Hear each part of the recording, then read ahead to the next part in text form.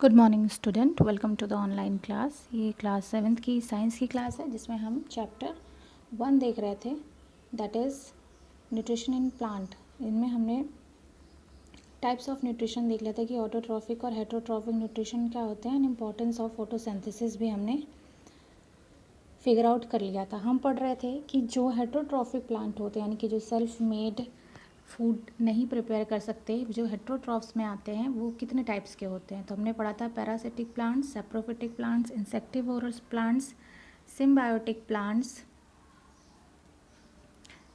ठीक है, 4 टाइप के। तो पैरासिटिक में हमने पढ़ लिया था कि जो दूसरे ऑर्गेनिज्म पे उसके ऊपर या उसके अंदर रहते हैं, और वो एक पाइप लाइक स्ट्रक्चर जिसको हॉस्ट्रिया कहते हैं, उससे वो जो अदर प्लांट होता है उससे न्यूट्रिशन को शक कर लेते हैं। ठीक है, तो इस टाइप के न्यूट्रिशन को पैरासिटिक न्यूट्रिशन कहते हैं। इसमें जिस प्लांट बॉडी पे रहता है वो प्लांट, उसे होस्ट प्लांट कहते हैं। और होस्ट प्लांट को हमेशा ही क्या होता है, हार्म पहुंचता, उससे कब कोई भी बेनिफिट नहीं देता, क्योंकि ये उससे सिर्फ लेता है, गिव एंड टेक नहीं होता। जहाँ गिव एंड टेक होता है वहाँ पर बेनिफिट भी होता है दोनों को, कि एक ने अच्छा दिया और एक को वो। लेकिन यहाँ पर क्या कर रहा है, वो सिर्फ ले रहा है, उससे न्यूट्रिशन को सक कर रहा है। नेक्स्ट टाइप आ जाएगा आपका saprophytic plants. Saprophytics are those organism which can not make their own food and obtain their nutrition from dead and decaying plant and animal matter. Saprophytic nutrition क्या होता है कि इस नेचर में बैलेंस बना के रखना है ना।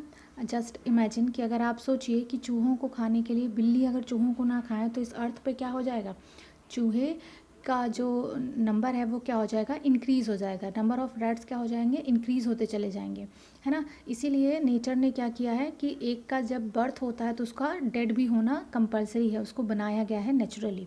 ठीक है, तो जो अब जैसे अब प्लांट्स हो गए, सड़ गए, गल गए, एनिमल्स जो डाइड हो गए, उनका वो कैसे ख़त्म होंगे, है ना। तो इंसानों को तो चलिए जला दिया जाता है, उनको दफना दिया जाता है, बट जो एनिमल्स हैं जो खुले में ऐसे मर जा रहे हैं जंगल में, वो क्या करेंगे। वो आप जानते हैं कि कुछ टाइम बाद उसमें बैक्टीरिया आ जाते हैं और फिर उसमें से बहुत ही बैड स्मेल आने लगती है।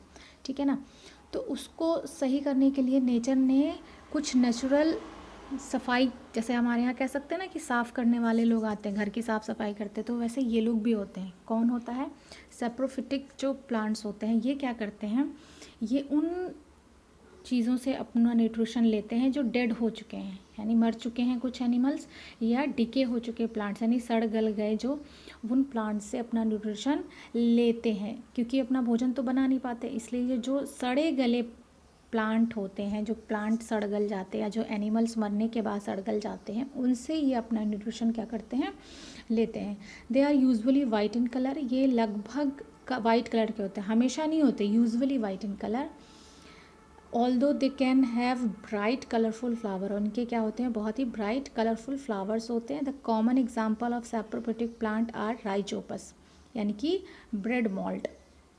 जो आप रोटी या ब्रेड रख देते हैं ना, तो उसके ऊपर जो जो कुछ टाइम के बाद जो वो ख़राब हो जाता है ना, हीट के कारण, मॉइस्चर के कारण, तो उसके ऊपर आप देखिए कुछ फफूंद टाइप की रख देती है, फिर धीरे धीरे वो ब्राउन कलर में कन्वर्ट होने लगता है, उसके बाद वो बिल्कुल ब्लैक और पाउडर फॉर्म में आ जाता है। ठीक है ना, उसको क्या कहते हैं, राइजोपस। म्यूकर पिन मोल्ड कहते हैं। ईस्ट एंड एगारिकस यानी कि मशरूम। ठीक है, these plants are grow rotting material and shuck their nutrition using tiny hairs। ये सारे कहाँ आ जाते हैं, यानी कि जो रोटी आप मान लीजिए आप ब्रेड है उसको थोड़ा सा मॉइस्ट करके रख दीजिए। ठीक है, कुछ वक्त बाद आप देखेंगे कि उस पर कुछ नेट जैसा, मतलब एक जाल जैसा बिछ रहा है, फिर जाल जो है वो कन्वर्ट होने लगता है ब्राउन कलर के पाउडर रस्ट में, फिर वो ब्लैक कलर के रस्ट में। तो दैट इज़ कॉल्ड, वो क्या है, एक राइजोपस है, जिसकी वजह से ये सारी चीज़ें होती हैं। ठीक है, नेक्स्ट है आपका इंसेक्टिवोरस प्लांट्स। जैसा वर्ड से ही क्लियर हो रहा है, इंसेक्टिवोरस, इंसेक्ट मीन्स क्या होते हैं, कीड़े मकोड़े। तो carnivorous plants are plants that derive some of most of its nutrition by trapping and consuming animals, mainly insect। अब आप सोचते होंगे प्लांट इंसेक्ट कैसे खा सकता है, मतलब प्लांट के पास मुंह तो होता नहीं है कि वो इंसेक्ट को खाएगा, और उनके पास कोई डाइजेस्टिव सिस्टम भी नहीं होता है कि वो इंसेक्ट को खाएगा, लेकिन नेचर ने ऐसा कुछ प्लांट्स को बनाया है ना। तो वो क्या करते हैं, वो अपना जो फूड होता है वो एनिमल्स को, जो छोटे छोटे कीड़े मकोड़े होते हैं, उनको ट्रैप करके लेते हैं, ठीक है। Therefore such plants are also called insectivorous plants, इन्हें इंसेक्टिवोरस प्लांट्स कहा जाता है। The leaves of insectivorous plants are modified in several ways for trapping insects. तो भगवान ने क्या किया है, इस अर्थ पे सबको सर्वाइव करने के लिए कुछ न कुछ स्पेशल चीज़ें दी हैं, ठीक है ना। तो अगर मछली को पानी में रखा तो उसके लिए गिल्स बना दिए, और हम लोगों को अर्थ पे रखा, जो अर्थ वाले लोग हैं उनको क्या कर दिया, लंग्स दे दिया, ठीक है। हम पानी में सर्वाइव नहीं कर सकते बिकॉज हमारे पास गिल नहीं है, वो लैंड पे सर्वाइव नहीं कर सकते, तो हर स्पेशल क्रिएचर को स्पेशल फंक्शन दिया गया। तो इसी तरह इंसेक्टिवोरस प्लांट्स को कुछ ऐसे फंक्शन दिए गए हैं जिससे वो क्या करते हैं, इंसेक्ट को ट्रैप कर लेते हैं, ठीक है, और फिर उनसे उनकी बॉडी से जो है वो न्यूट्रिशन को सक कर लेते हैं। The common example of insectivorous plants are pitcher plant, sundew, bladderwort and Venus flytrap.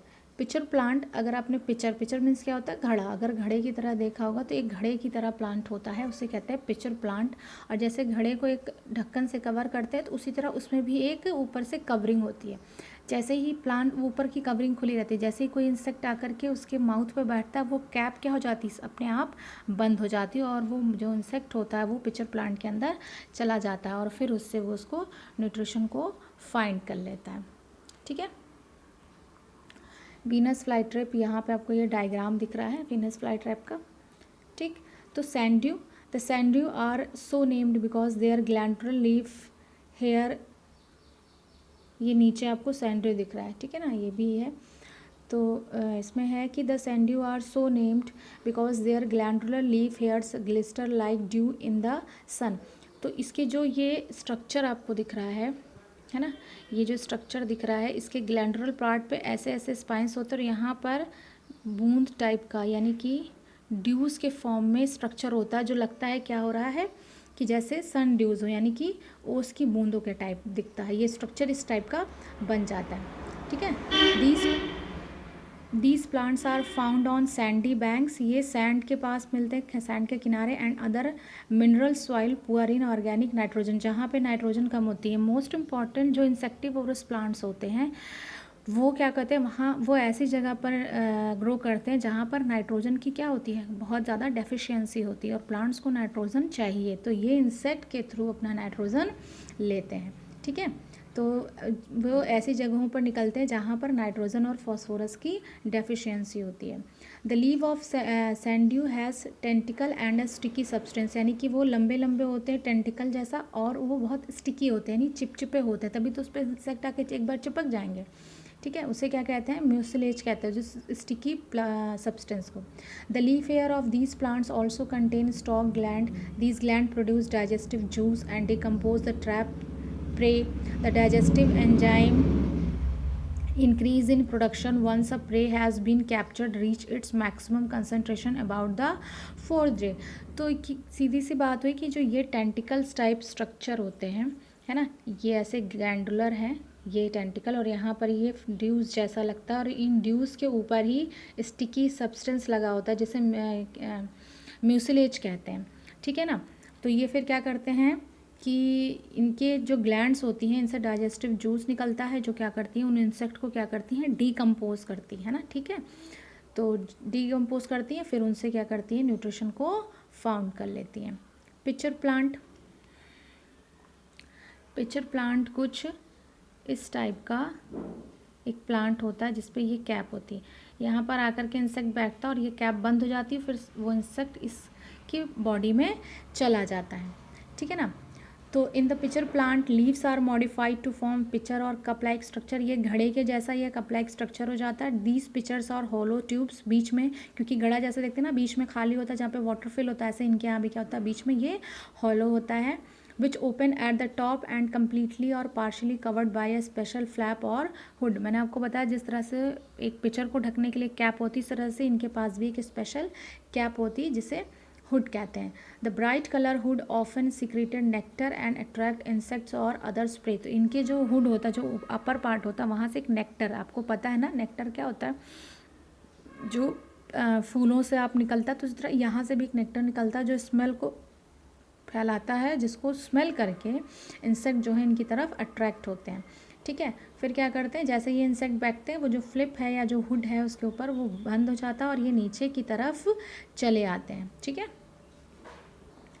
सो इस तरह से ये अपनी न्यूट्रिशन को फाइंड करते हैं। ठीक है। नेक्स्ट है सिम्बायोटिक प्लांट्स। सिम्बायोटिक का मतलब क्या होता है, जब दो ऑर्गेनिज्म एक दूसरे से शेयर करके, है ना, शेयर करते हैं कि अच्छा तुम मुझे ये दे दो तो मैं तुम्हें ये दे दूंगा।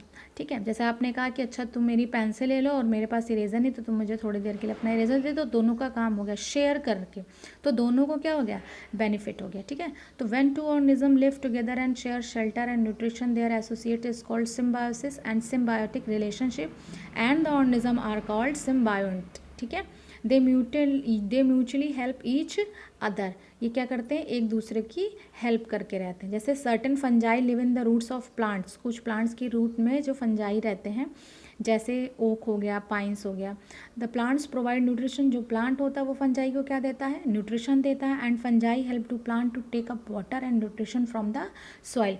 और जो फंजाई होती है, बिकॉज ये रूट में प्रेजेंट होती है, तो ये वहाँ से वाटर और मिनरल्स को क्या करती है, प्लांट बॉडी तक पहुंचाती है। तो इसने भी उसको कुछ दिया और उसने उससे कुछ लिया, मतलब दोनों एक दूसरे को कुछ दे रहे हैं और दोनों एक दूसरे से कुछ ले रहे हैं, तो शेयरिंग किया। तो इस टाइप के रिलेशनशिप को क्या कहते हैं, सिम्बायोटिक रिलेशनशिप। ठीक है। Such type of symbiotic relationship between higher plants and fungus is called mycorrhiza. यानी जो हायर प्लांट्स और फंगस के बीच में इस तरह का रिलेशनशिप होता है, उसे माइकॉर्जिया कहते हैं। ठीक है।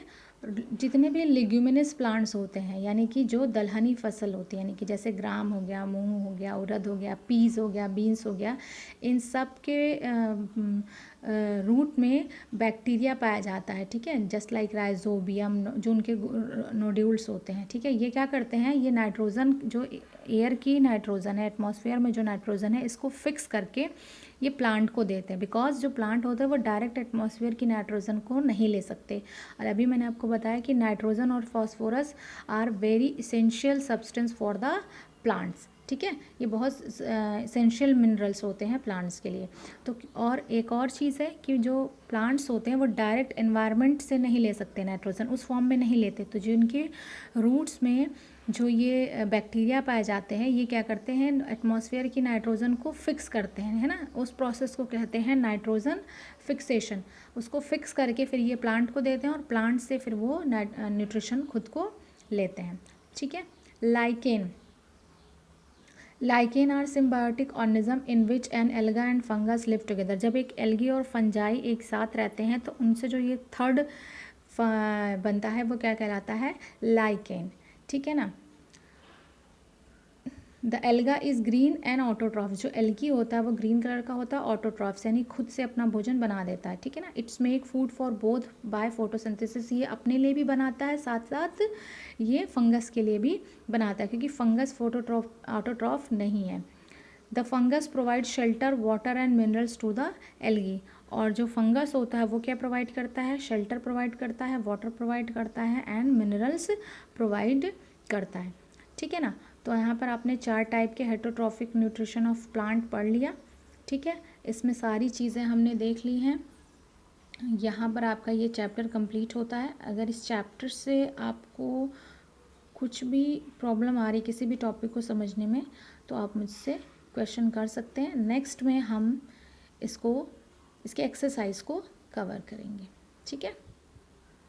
सो here is your nutrition in plant, first chapter is completed. next में हम इससे related question answer, fill in the blanks and others exercise को done करेंगे।